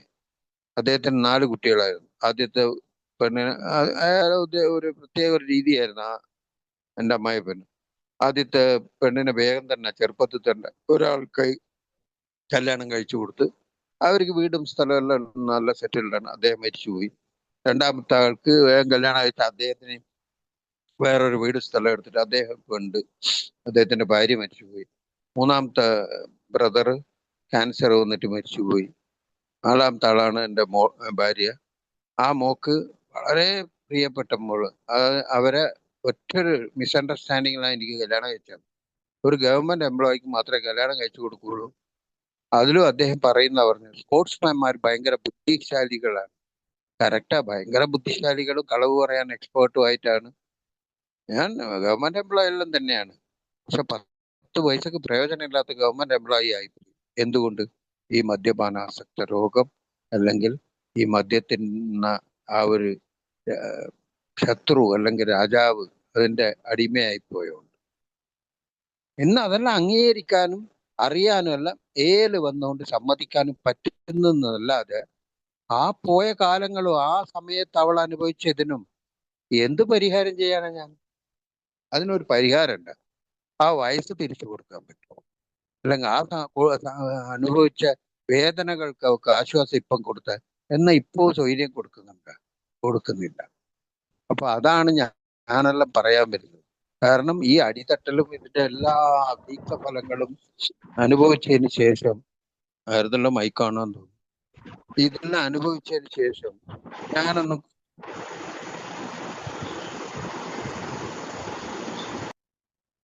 Satheesh, okay, thank you. ഇതൊന്നും ഇത്രയും ചെയ്തിട്ട് കുടുംബത്തിനെ ഇത്ര ഇതാക്കിയിട്ട് എൻ്റെ ഈഗോ ഇന്നും ഞാൻ വലിയ ആളാണ്, ഞാനാരാ മോൻ ഷെയർ ചെയ്യാം, ഞാനാരാ മോൻ. വരുമ്പോ എൻ്റെ ഭാര്യക്കുണ്ടായ അവസാനം 2 കീറിയ നൈറ്റിയും, മക്കള് 11ാം ക്ലാസ്, ഒരുത്തി 6ാം ക്ലാസ്. പിന്നെ അവളെ കംപ്ലീറ്റ് ഈ മനുഷ്യൻ ശരിയായില്ല എത്തിപ്പെട്ട് വന്നാൽ ശരിയാവുന്നുള്ള ഒരു ബോധം എന്നെ കാട്ടി അവക്കായിരുന്നുണ്ടായിരുന്നു. അതുകൊണ്ട് തന്നെ ട്രീറ്റ്മെന്റ് സെന്റർ എന്ന് പറഞ്ഞ ഒരു വാക്ക് പലപ്പോഴും അവൾ റിപ്പീറ്റ് ചെയ്യാൻ, ഏത് പൊട്ടനെ കൊണ്ട്, നിങ്ങൾക്കല്ല എന്നെ മാത്രം ഉദ്ദേശിച്ച് പറഞ്ഞാണ്, ഏത് പൊട്ടനെ കൊണ്ടും കുടി നിർത്താൻ പറ്റും. പക്ഷെ നിർത്തിയ കുടി നിലനിർത്തി പോണെങ്കിൽ എന്നുള്ള മീറ്റിംഗ് ഉണ്ട്. അവക്കന്നേരം ഇത് എന്താ നടക്കാൻ പോകുന്ന, എന്താ ഷെയർ ചെയ്യാൻ പോകുന്ന, എന്താ അവിടെ ഇന്നും അവർക്ക് ശരിക്കും അറിയില്ല. അവർ അലൈൻമെന്റിൽ പോകുന്നുണ്ട്. 18 കൊല്ലം കഴിഞ്ഞ് 19ാമത്തെ കൊല്ലത്തിൽ വളരെ സ്ട്രിക്റ്റ് ആയിട്ട് ഫോളോ ചെയ്തിട്ട് അനോണിമിറ്റി കീപ്പ് ചെയ്തുകൊണ്ട് എന്റെ കാര്യങ്ങളിൽ ഇടപെടാതെ. എന്നാലും പണ്ടാരടക്കം ഭർത്താവല്ലേ, ഇടപെടാതിരിക്കാൻ പറ്റുമോ? ഈ ചെയ്തു വെക്കുന്ന കാര്യങ്ങൾ 500 റുപ്യേന്റെ നോട്ട് കൊണ്ടുപോയി കഴിഞ്ഞാൽ 2 മിനിറ്റ് കൊണ്ട് ജീ പൂമ്പാന്നും പറഞ്ഞിട്ട് 4 ചായ 2 പെട്രോൾ 2 ലിറ്റർ പെട്രോളെങ്കിലും അതിൽ കിടക്കും. അത് ആവശ്യമാണ് മീറ്റിങ്ങിനാണ്. വെറുതെ ചെലവാക്കും. ഫൈനാൻഷ്യൽ സ്റ്റേറ്റ്മെന്റ് ഇതില്ല. എന്തുകൊണ്ടാണെന്നറിയോ? എനിക്ക് പൈസന്റെ വില അറിയില്ല.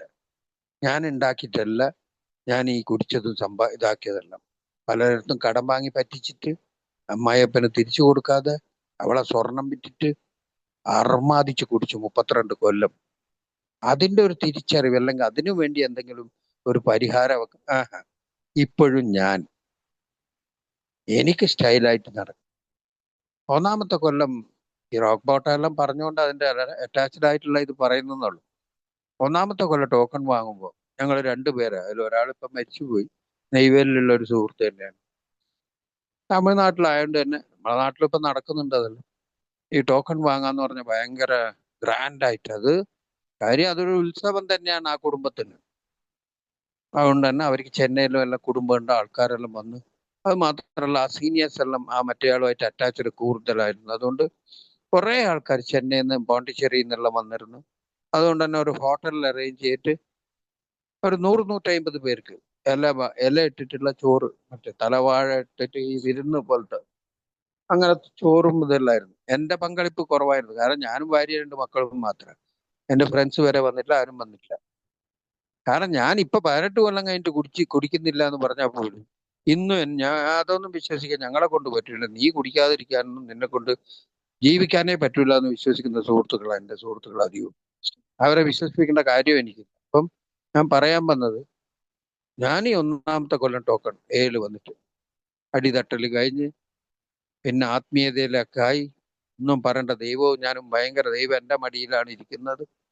ഞാനും അദ്ദേഹവും ഭയങ്കര കൂട്ടുകാരനായി. ഞാൻ പറഞ്ഞ അദ്ദേഹം എന്ത് ചെയ്യും.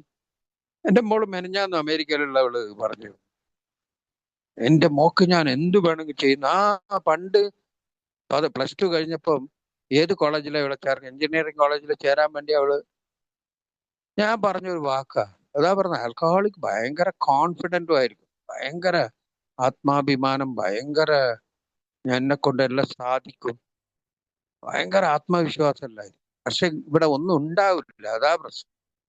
ഏത് കോളേജ് തമിഴ്നാട്ടിൽ അവൾ തൊട്ട് കാണിച്ചു കഴിഞ്ഞാലും ഞാൻ അവർക്ക് സീറ്റ് വാങ്ങിക്കൊടുക്കുന്നതാണ്. അതായത് ഞാൻ പറയും, കലഞ്ഞര പേരെന്ന ഈ മറ്റേ സ്റ്റാലിനെ പോലെയല്ല, അങ്ങനത്തെ ചിന്തയാ, ഭയങ്കര ആളാന്നാ.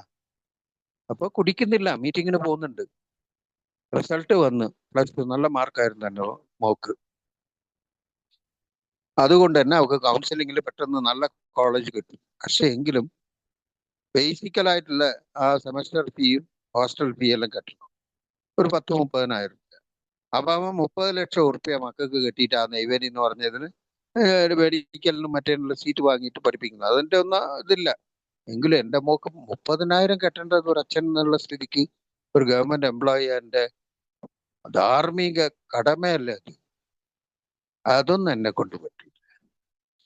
എന്റെ ഭാര്യനോട് ഇതെല്ലാം പിന്നെയും ഒരു റോക്ക് ബോട്ടാ, കുടിക്കുന്നില്ല. റോക്ക് ബോട്ടം കുടിക്കാനായിട്ട് റോക്ക് ബോട്ടം വരും. അതുകൊണ്ട് തന്നെ പറയാം, ഈ കുറെ കുടിച്ചാൽ മാത്രം സ്ലിപ്പ് റിലാപ്സ് ഒന്നല്ല. എന്നെ പോലത്തെ ആൾക്കാർക്ക് കുടിക്കാതെ ഇങ്ങനത്തെ റോക്ക് ബോട്ടെല്ലാം വരും. എൻ്റെ മോളെ സെമസ്റ്റർ ഫീ കെട്ടണം, അവിടെ അഡ്മിഷൻ ഇട്ട് ഒരു നല്ലൊരു കോളേജിൽ ഹോസ്റ്റലെല്ലാം ഇതായി 30,000 ഉറുപ്പ്യ ഇല്ലാതെ 30 വെള്ളിക്കാശിന് തെണ്ടിത്തിരിഞ്ഞെന്ന് പറഞ്ഞ പോലെ 30,000 ഉറുപ്പ്യ ബാറില്, 30,000 ഉറുപ്പ്യ 10 ഉറുപ്പ്യ പലിശക്ക് ഒറ്റ ഈവനിങ് കൊണ്ട് ഞാൻ സൈൻ ചെയ്ത് കൊടുത്തിട്ട്, അത് വേറൊരു കണക്കല്ല ഉണ്ടായത്. 30,000 ഉറുപ്പ്യ കുടിക്കാനല്ല, അതിന് വേറെ എന്താ. എന്തിനാ നിങ്ങളുടെ അടുത്ത് മറക്കേണ്ട കാര്യം ഇത്രയും പറഞ്ഞു? ചീട്ട് കളിക്കാനും ഇതിനുമല്ല. ഒറ്റ ഒരു ടൈം ഒരു ഫോണ് കൊണ്ട് വരുത്തിച്ച് ചെയ്ത ആൾ. അവസാന കാലഘട്ടം അത് തീർന്നത്. അവര് 30,000-ന് 3 മാസം കഴിഞ്ഞ് 90,000 ഉറുപ്പ്യ എന്റെ പൈസ വിഡ്രോ ചെയ്ത് കൊണ്ടുപോവുകയും ചെയ്തു. അതിന്റെ ഇടയ്ക്ക് ഞാൻ അത് വാങ്ങി ഇത് വാങ്ങി എന്നുള്ള അവർ പറയുന്നുണ്ട്. അതെല്ലാം എന്റെ മക്കൾ ഇത് കഴിക്കേണ്ട പൈസയാണ്. അപ്പം ഈ 30,000 ഉറുപ്പ്യ എന്റെ ഭാര്യന്റെ കാലിൽ വീണ് നോക്കിയ, പ്ലീസ് ഞാനിപ്പോ കുടിക്കുന്നില്ല. 1 വർഷം കഴിഞ്ഞ് ഞാൻ പറഞ്ഞില്ലേ ഭയങ്കര ടോക്കൺ വാങ്ങല്. അവക്ക് എന്റെ മേലെ വിശ്വാസമില്ല. വിശ്വാസമില്ല എന്ന് പറഞ്ഞാൽ കുടിക്കുന്നതല്ല വിശ്വാസക്കുറവ്. ഞാൻ കുടിക്കുന്നതെല്ലാം ചെറിയ ക്വാണ്ടിറ്റിയാ. എന്നൊക്കെ ഞാൻ വെറുതെ വിളിച്ചു പറയും, ഞാൻ 1.25 ഫുള്ള് കുടിച്ചു, 1.5 ഫുള്ള് കുടിച്ചെന്നല്ലോ. അതെല്ലാം വെറുതെയാ. വെറും കുറച്ചേ കുടിച്ചിട്ടുണ്ടാവുള്ളൂ. എന്റെ ശരീരം അത്രേ താങ്ങുള്ളൂ. പക്ഷെ എനിക്ക് വീൻ പളക്കുന്ന ഭയങ്കര ഇഷ്ടമാണ്. ഇതെല്ലാം ആയിരുന്നു എന്റെ പ്രോബ്ലം എന്ന് പിന്നീടാ അറിഞ്ഞത്. എനിക്ക് ഏറ്റവും വലിയ ഇത് പൈസ കടം വാങ്ങലും കളവ് പറയലാണ് എന്റെ ഏറ്റവും വലിയ ഹോബി. അതിന് കൂട്ടുപിടിച്ചതാണ് ഈ മദ്യം. എല്ലാം മദ്യം കഴിച്ചുകൊണ്ടല്ല ഞാൻ കളവ് പറയും. മദ്യം കഴിക്കുന്നതിനെക്കാട്ടി മുമ്പേ ഞാൻ കള്ളനും കളവ് പറയുന്നതാണ്. എന്റെ ഫ്രണ്ട്സും എന്റെ കൂടെ ഉള്ളവര് റിലേറ്റീവ്സ് വായി തുറന്ന കളവെല്ലായിട്ട് പറയില്ല അവൻ. അത്രയും കീർത്തി കേട്ട ആളായിരുന്നു. അപ്പോ ഈ 30,000 ഉറുപ്പ്യ അവളെ അച്ഛന്റെ അടുത്ത് നിന്ന് വാങ്ങിച്ചു കൊടുക്കാനാ പറയുന്നത്. അവള് പറഞ്ഞ എന്നെ കൊണ്ട് ഒരു പൈസ നിങ്ങൾക്ക് സഹായിക്കാൻ. അവളെ കഴുത്തിലുള്ളത് മറ്റേതാ, താലി എന്ന് പറഞ്ഞ ഒരു പൊട്ട് കഷ്ണം മാത്രം. ആ തമിഴ്നാട് സെന്റിമെന്റ് എല്ലാം ആരും വാങ്ങിയില്ല, അതുകൊണ്ട് അതുണ്ട്. അതിന്റെ കൂടെ പച്ച കളർ ആവും അവൾക്ക്, റോൾഡ് ഗോൾഡ് ഇട്ട്. അതും ഇട്ടിട്ട് പച്ച കളർ കഴുത്തുകൾ ചൊറിഞ്ഞുകൊണ്ടാണ് അവള് നടക്കുന്നത്. 1 കൊല്ലം ഞാൻ പുതിയ ജീൻസ്, പുതിയ ടീഷർട്ട്, എന്റെ ഡിസ്കവർ ബൈക്ക് കൊടുത്തിട്ട് പുതിയ പൾസർ ബൈക്ക്.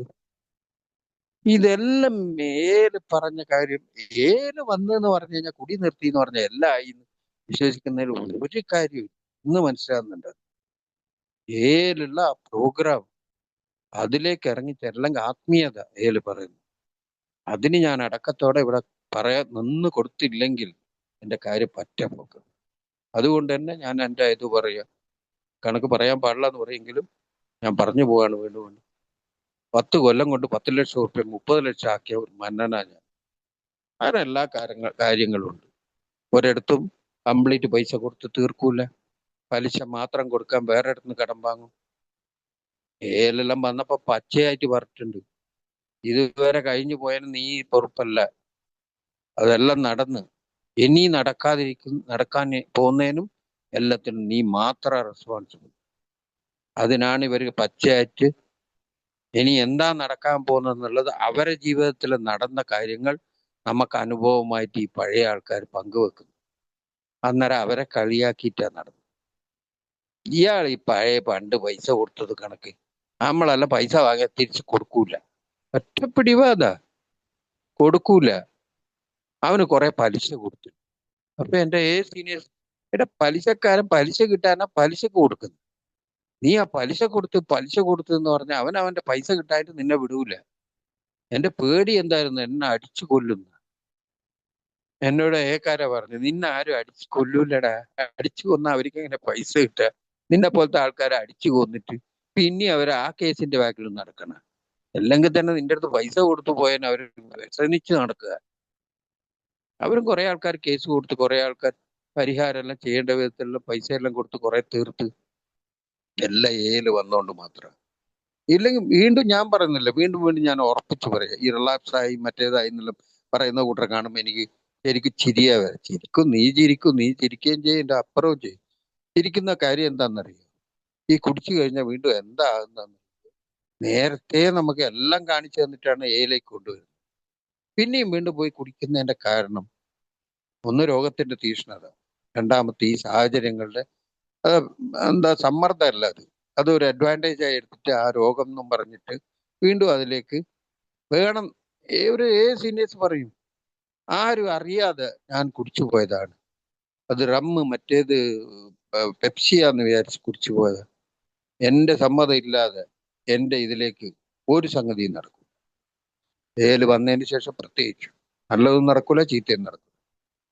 വന്ന് നല്ലത് നടക്കണമെങ്കിൽ ആ 12 പടികൾ അടങ്ങിയ ആ പ്രോഗ്രാമിലൂടെ ഞാൻ സഞ്ചരിക്കേണ്ടതുണ്ട്. സമയം കുറവായതുകൊണ്ടാണ് ഫാസ്റ്റാಗಿ തീർക്കുന്നത്. ഈ റോക്ക് ബോട്ടം കണ്ട വോട്ടർ, അതുകൊണ്ട് തന്നെ പറയുന്നൊരു വാക്കുണ്ട്, അവസാനത്തെ കുടിയും ആദ്യത്തെ മീറ്റിംഗ് ഒരിക്കലും മറക്കരുത്. ഞാൻ വിറച്ച കൈകളോടെ അല്ലെങ്കിൽ ഒരുമാതിരി കരഞ്ഞു കലങ്ങിയ പോലത്തെ കണ്ണുകളോടെ ആദ്യത്തെ മീറ്റിംഗ് ആ ഒരു മീറ്റിംഗ് ഹാളിൽ എത്തിയത്, അവിടെ ഒരു ബൈസ്റ്റാൻഡർ ആയിട്ട് ഒരു സ്ത്രീ ഉണ്ടായിരുന്നു. അവരെന്റെ ഭാര്യനോട് ഒരു പ്രാവശ്യം അടി കൂടുമ്പോ പറഞ്ഞു, അന്നത്തെ ദിവസം കരഞ്ഞ് ബെർച്ച ഒരാളെ അങ്ങനെ കൂട്ടിക്കൊണ്ടാന്നുള്ള മറന്നുപോയി അല്ലേ നിങ്ങൾ. അത് അടി കൂടിയത് ഏക്ക് വേണ്ടി അലനന് വേണ്ടിയിട്ട് അവർ വാടക കൂടുതൽ ചോദിച്ചപ്പോൾ ഉള്ള അടിയായിരുന്നു. പക്ഷെ എൻ്റെ ആ സ്ഥിതി ഇന്നും ഞാൻ ഓർക്കും. രാവിലെ 4 മണിക്ക് വണ്ടി സ്കൂട്ടറോടെ പോയി, സൈഡിൽ കൂടെ ഛർദിച്ച് പോയി അവിടെ നിർത്തിയിട്ട് 30 ഉറുപ്പ്യക്ക് ആ ജനൽ വഴി തട്ടിയിട്ട് പകുതി താന്ന് 8 മണി വരെ കരയുമ്പോൾ 8 മണിക്ക് അവസാനത്തെ ആ മദ്യം കിട്ടിയതിന് ശേഷം അത് ഉള്ളിലേക്ക് ആർത്തിയോടെ വലിച്ചു കയറ്റിയപ്പോൾ വീണ്ടും അത് ഛർദിയായി മാറി പുറത്തേക്ക് പോയപ്പോൾ ആ ഛർദി മാത്രം നോക്കി അവിടെ തന്നെ നിറ കണ്ണുകളോടെ നിന്ന് എന്നെ ഞാൻ മറക്കുന്നില്ല. ഇതെല്ലാം എനിക്ക് ഓർമ്മിപ്പിക്കാൻ എൻ്റെ പുതുമക്കാരായ സുഹൃത്തുക്കൾ ആ അനുഭവത്തോടെ തന്നെ വീണ്ടും വരുമ്പോൾ അവരെ കെട്ടിപ്പിടിച്ചിട്ട്, നിങ്ങളെ കാട്ടി മോശ സ്ഥിതിയായിരുന്നു എൻ്റെത്, ഞാൻ ഇങ്ങനെ വന്ന് തുടർന്ന് ഈ കാലഘട്ടങ്ങളിലൂടെ വളരെ വിഷമത്തോടെ തന്നെ പോയപ്പോൾ ഇന്ന് നല്ലൊരു ജീവിതം ജീവിക്കാൻ, അല്ലെങ്കിൽ സമാധാനത്തോടെ ജീവിക്കാൻ പറ്റുന്നുണ്ട്. എനിക്ക് പറ്റുകയാണെങ്കിൽ നിങ്ങൾക്കും പറ്റുന്നുള്ളത് ധൈര്യത്തോടെ ഉറച്ച സൗണ്ടോടെ അവർക്ക് ഒരു ഹോപ്പ് കൊടുക്കാൻ പറ്റുന്നുണ്ട്.